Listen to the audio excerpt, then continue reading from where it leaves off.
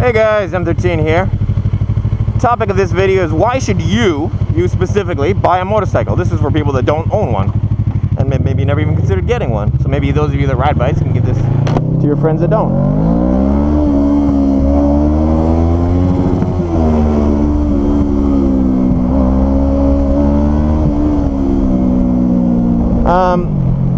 Hold on a sec, I got music on.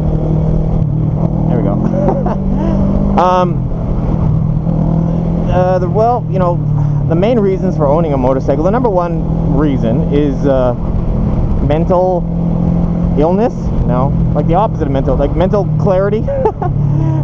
It's been said many times in many ways that a motorcycle is the best psychiatrist that you can get, dollar for dollar. And it's an amazing stress reliever. Ask anyone, you know, if you're sad, you're depressed, or whatever, you can just go out in the open road, and it's an amazing feeling. And if you've never done it before, it's something that you should try. And keep in mind, there are motorcycle rentals. And if you don't have a motorcycle license, what you could do is you could rent a scooter. A lot of scooters, you don't need a motorcycle license to try. So. And like I was back in Canada recently, well, a year ago, but that's recent for me. I don't go to Canada very often. And while I was back in Canada, it was I tried to rent a scooter while I was there because I want to do some blogging while on a scooter. Look at this car going in the oncoming lane. You guys see it? Just driving down the road in the oncoming lane. Yeah, I wanted to rent a scooter. And I contacted a scooter rental place, and they were booked solid for like 2 or 3 months. So, you know, just amazing. And if it's something you've never done before, like, geez, you only live once. You've only got one life, I should say. And to miss out on an experience that, you know, anyone who rides I shouldn't say anyone, I'm overgeneralizing. Almost anyone who rides a bike will tell you that it's one of the most exhilarating and fulfilling things that they've done with their life. Just getting a bike and riding a bike. And, you know, it's life-changing.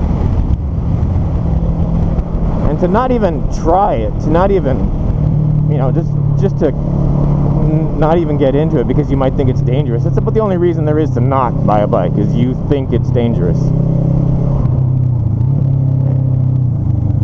And I have other videos on that topic, on whether or not a bike is dangerous, because there is an inherent risk, but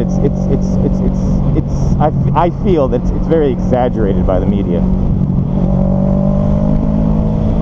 Taiwan, statistically, that's where I am right now, Taiwan, and statistically, it's the most dangerous country on the planet Earth to ride a motorcycle. Yes, I know that there are videos of Vietnam and Thailand and Mexico and stuff where it's more chaotic than this, but it's also much lower speed. Like, the people travel at a much lower rate of speed, so even though they might crash more, the injuries are a lot less. Taiwan is chaotic, but it's also fast, so the chance of dying on a motorcycle is higher in Taiwan than anywhere else on the planet Earth. And I've been riding here for the last 15 years, and I generally ride, you know, less safe than anyone else, and I'm still, you know, I've never been hurt, never broken a bone in my life.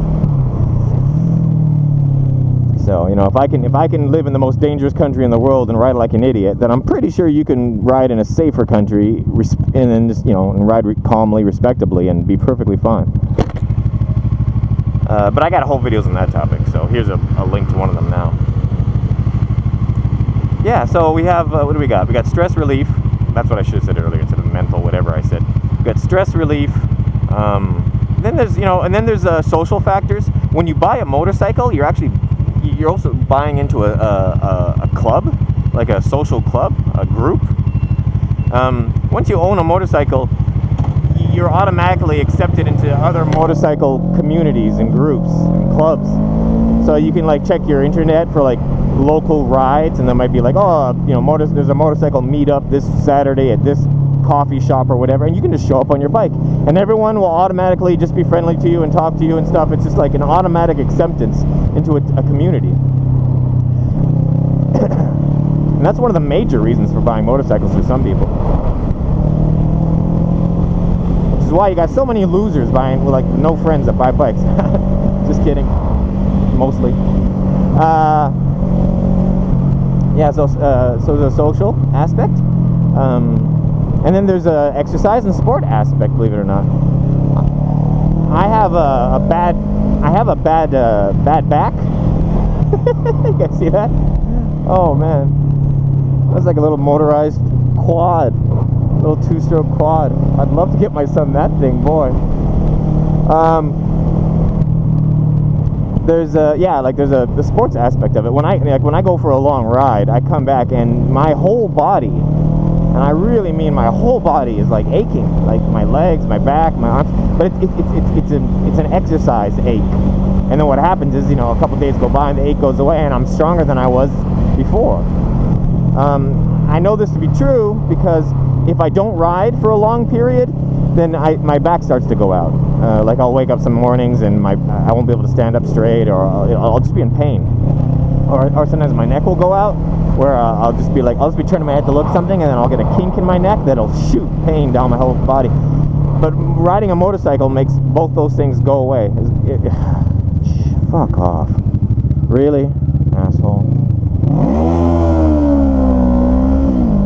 As long as I've been riding semi-regularly, as long as I am riding semi-regularly, my neck and back don't give me any problems at all. And I find that a very interesting experience. A very interesting aspect of riding. The fact that it clears up back and neck troubles. I wouldn't have thought that, I would have thought if you had a bad back or a bad neck that you wouldn't be able to ride, that it would limit you from riding. But in actuality, it's kind of like the opposite. What else is there? Why else did you go out and buy a bike today? Fun. I didn't even mention that yet, did I? Really?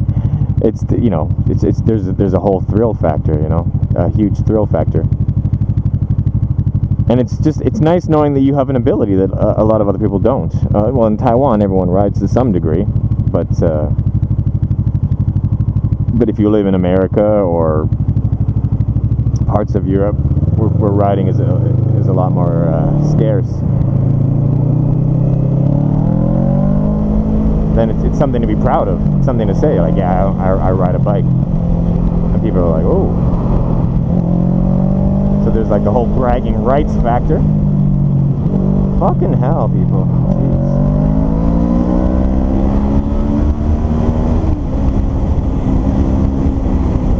I see that truck. As that blue truck start to pull out.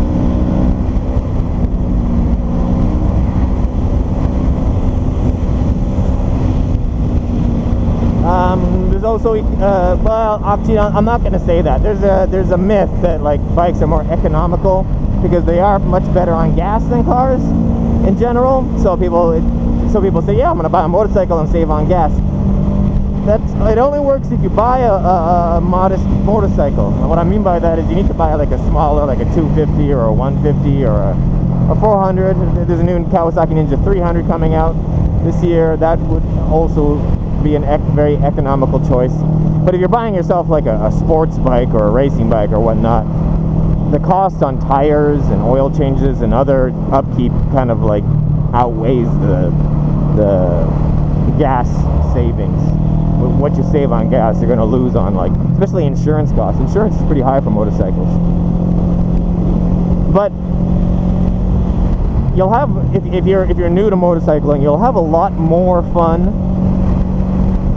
The less bike you have, the more fun you'll have. And what I mean by that is the smaller, lighter, cheaper the motorcycle, the more fun you'll have on it, because costs will be less and stress will be less. You'll be able to ride it and just not worry about dropping it or whatever,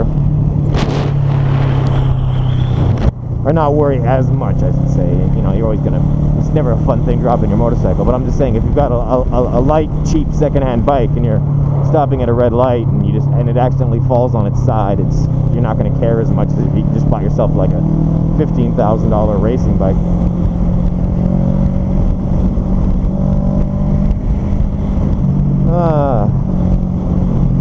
I don't think I did a very good job of this topic, but oh, really? No signal light, nothing? Just gonna move over and crush me? Is that how you work? See this thing right here? That's a signal light. And then this right here, that's a signal light too. In cases like that, I get in front of them, and then I put my signal light, like my left signal on, and then I point at it with my left hand, then I put my right signal light on, then I point at it with my right hand. I'm just conveying the message to the guy, like, these are signal lights.